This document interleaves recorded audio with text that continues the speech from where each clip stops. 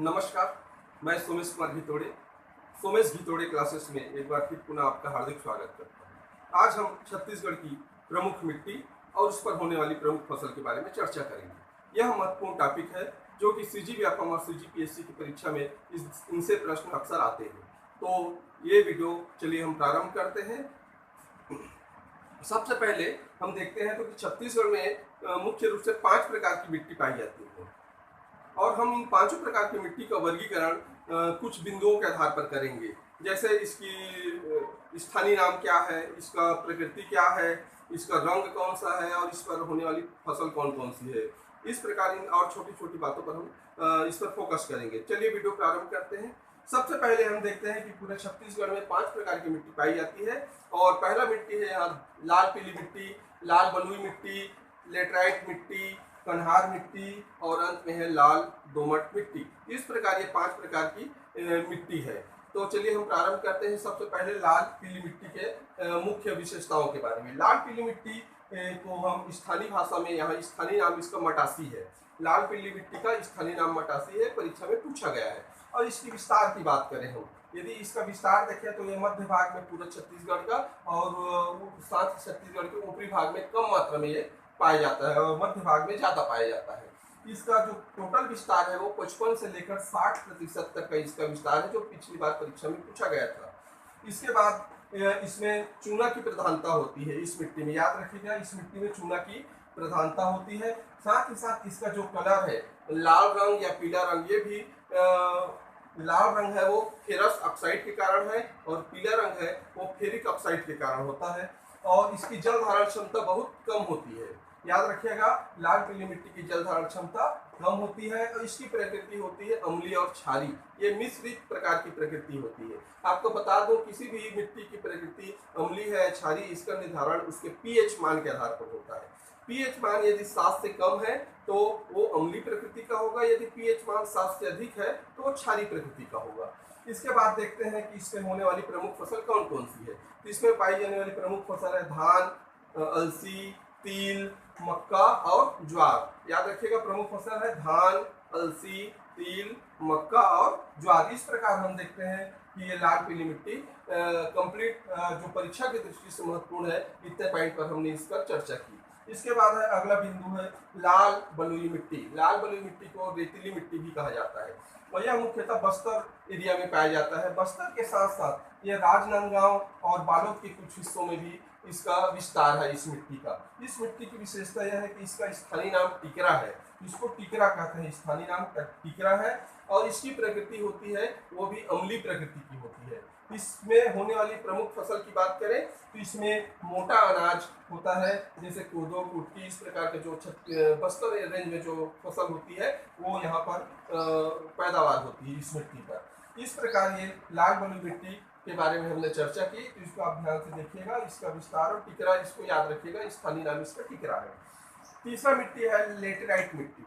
Laterite मिट्टी छत्तीसगढ़ के पाट प्रदेशों में पाया जाता है। ये पाट प्रदेश है बलरामपुर, जसपुर और सरगुजा को, उस एरिया में लेटेराइट मिट्टी पाई जाती है और इसको स्थानीय भाषा में स्थानीय नाम इसका भाटा मिट्टी या मुरुमी मिट्टी है। यह भी परीक्षा में पूछा गया है। इसकी प्रकृति की बात करें तो इसकी प्रकृति अम्लीय प्रकृति की होती है। यह भवन निर्माण में उपयोगी है। यह मिट्टी भवन निर्माण में उपयोगी है। इसकी विशेषता एक और है कि यह निछालन प्रक्रिया से यह मिट्टी प्राप्त होती है। निछालन प्रक्रिया भी परीक्षा में पूछा गया है, याद रखिएगा। एकमात्र है निछालन प्रक्रिया से प्राप्त होने वाली मिट्टी। इसके बाद रंग की बात करें तो यह कत्था रंग की होती है। लेटेराइट मिट्टी कत्था रंग की होती है और इस पर होने वाली प्रमुख फसल है बागवानी फसल होती है, जैसे इसमें आलू, लीची, टमाटर और चाय। ये इस प्रकार ये चारों प्रकार की जो बागवानी फसल है वो लेटेराइट मिट्टी में होती है। इसके बाद हम आते हैं महत्वपूर्ण जो मिट्टी है वो कन्हार मिट्टी, छत्तीसगढ़ का। कन्हार मिट्टी ये इसको काली मिट्टी भी कहते हैं, स्थानीय नाम काली मिट्टी है। साथ ही साथ और लोकल नाम इसका भर्री है, रेबू है। ये भी परीक्षा में पूछा गया है और इस मिट्टी पर क्ले या चीका की मात्रा सर्वाधिक पाई जाती है, भी लास्ट एग्जाम में पूछा गया है। इसका विस्तार की बात करें हम यदि कन्हार मिट्टी का, तो कन्हार मिट्टी जो मैकल श्रेणी है, मैकल श्रेणी कवर्धा इस रेंज में पाया जाता है और गरियाबंद है, बालोद है और दुर्ग, इस एरिया में जो कन्हार मिट्टी पाई जाती है। और इसका जो रंग होता है गहरा भूरा और काला रंग होता है। काली मिट्टी का। काली मिट्टी में काला रंग जो है वो फेरिक टाइटेनियम के कारण होता है। ये भी पूछा गया था, काला रंग फेरिक टाइटेनियम के कारण होता है। इसकी विशेषताओं के बारे में यदि हम बात करें तो ये इसमें जल धारण क्षमता सर्वाधिक होती है। सर्वाधिक जल धारण क्षमता होती है। यदि इसमें जल की मात्रा कम हो जाए इस मिट्टी में तो उस मिट्टी पर दरारें पड़ जाती है और वो फट जाती है। इसकी ये विशेषता है। साथ ही साथ ये सर्वाधिक उपजाऊ मिट्टी है। सर्वाधिक उपजाऊ मिट्टी मतलब फसल की पैदावार इस मिट्टी पर सर्वाधिक होती है, इसलिए किसानों के लिए हितकर मिट्टी है। इसके बाद इसकी प्रकृति देखें तो ये क्षारीय प्रकृति की होती है कन्हार मिट्टी, और इस पर होने वाली प्रमुख फसल प्रमुख रूप से रबी फसल इसमें ज्यादा होती है, गन्ना, गेहूं, कपास और चना। इस प्रकार गन्ना, गेहूं, कपास और चना ये रबी फसल कन्हार मिट्टी पर होती है। तो इस प्रकार ये महत्वपूर्ण मिट्टी है, इसको आप बिल्कुल पॉइंट टू पॉइंट याद रखिएगा। इसके बाद बस्तर रेंज में और दो मिट्टी है, लाल दोमट मिट्टी। लाल दोमट मिट्टी का विस्तार सुकमा और दंतेवाड़ा में है। सुकमा और दंतेवाड़ा में इसका विस्तार है, और इसके भी जब हम देखते हैं तो प्रतिशत में ये 10 से 15% तक ये फैला हुआ है। ये भी परीक्षा में पूछा गया है। इसकी प्रकृति भी अम्लीय प्रकृति की होती है, और इसका जो फसल है वो भी मोटा अनाज यहाँ होता है। जल धारण क्षमता सबसे कम होती है इस मिट्टी की, याद रखिएगा, जल धारण क्षमता सबसे कम होती है, जबकि कन्हार मिट्टी की जल धारण क्षमता सबसे ज्यादा होती है। इसके बाद हम स्थानीय मिट्टी के कुछ नामों के बारे में बताएं जो लास्ट एग्जाम में पूछा गया था। सरगुजा रेंज के जो स्थानीय मिट्टी है, स्थानीय भाषा में उसका ऊपर से लेकर नीचे तक का जो क्रम है वो ऑर्डर में है, उसी क्रम में देखते हैं तो टिकरा, छाबर, गाद छाबर और बहरा, ये भी परीक्षा में पूछा गया है, याद रखिएगा, टिकरा, छाबर, गाद छाबर और बहरा। इसी प्रकार बस्तर रेंज में ऊपर से नीचे मरहान, टिकरा, माल और गभार, ये भी है, मरहान, टिकरा, माल और गभार। इसके बाद फूड एग्रीकल्चर ऑर्गेनाइजेशन जो इंटरनेशनल ऑर्गेनाइजेशन है, कृषि एवं खाद्य संगठन, उन्होंने मिट्टी के 4 प्रकार बताए हैं। वो है वर्टिसोल और अल्टीसोल। वर्टिसोल, अल्टीसोल, इंसेप्टिसोल और अल्फीसोल, ये भी आप याद रखिएगा। वर्टी और अल्टीसोल में विशेष रूप से घास और वनस्पति होती है, और इंसेप्टिसोल और अल्फीसोल में वन और पतझड़ वन पाए जाते हैं यहाँ।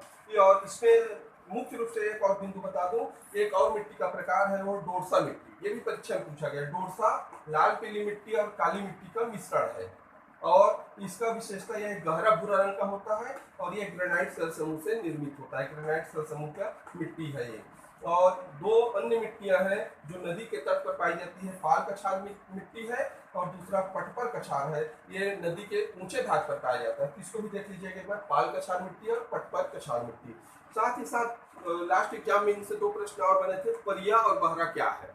परिया उस जमीन को कहते हैं जिस पर किसी प्रकार की खेती न होती हो, उस जमीन को परिया कहते हैं, और खाली पड़ा रहता है। और दूसरा जमीन होता है बहरा जमीन, ठीक इसके विपरीत है। बहरा ऐसा जमीन होता है जिसमें सर्वाधिक पैदावार होती है, और किसानों के लिए बहुत ही वो फायदेमंद जमीन होता है, तो ऐसे जमीन को बहरा जमीन कहते हैं। तो इस प्रकार हमने आज छत्तीसगढ़ में पाई जाने वाली प्रमुख मिट्टी के बारे में आज चर्चा किया।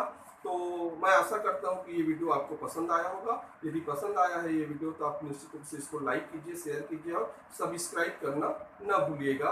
और कमेंट में यदि कोई कमी हो तो कमेंट में जरूर मेरे को बताइए, मैं उसमें सुधार करने का प्रयास करता हूँ। अंत में जाते जाते मैं चाहूँगा कि आप इसका एक स्क्रीनशॉट अवश्य ले लें ताकि आपकी परीक्षा के लिए उपयोगी हो सके।